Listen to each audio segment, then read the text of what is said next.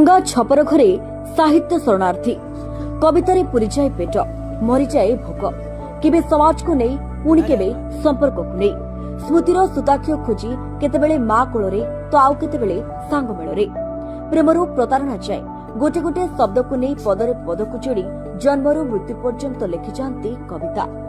जाजपुर जिला बड़चना ब्लॉक साउडिया ग्राम पंचायत तालुआ बणियाडी ग्रामर सुभाष चंद्र भूया पेशारे जड़े क्षुद्र व्यवसायी होते सुधा निशा किंतु कविता लिखिबा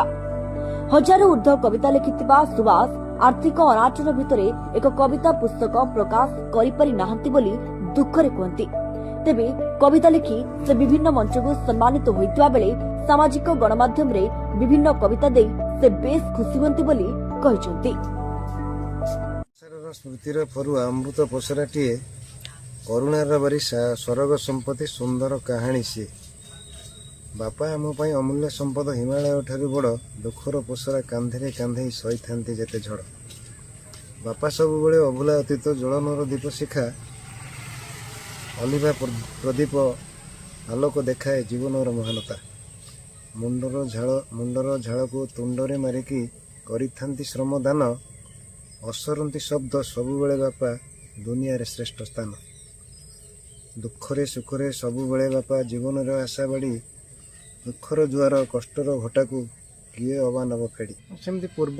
स्मृति को मन पकई मोर कविता लिखे बापा माँ एवं समाज संस्कार उपर बेसी कविता लिखे चाहे आमर सरकारी स्तर नुह आमर सामाजिक स्तर में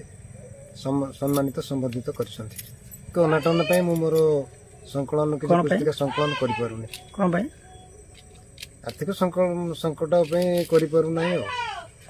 सोशल मीडिया निजर फेसबुक एवं ग्रुप साहित्य अनुष्ठानिक जो ग्रुप रे भी मु छाड़ुची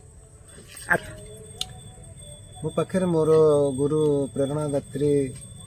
मोर मिसेज जने सी भी मत भी साहाय्य करती।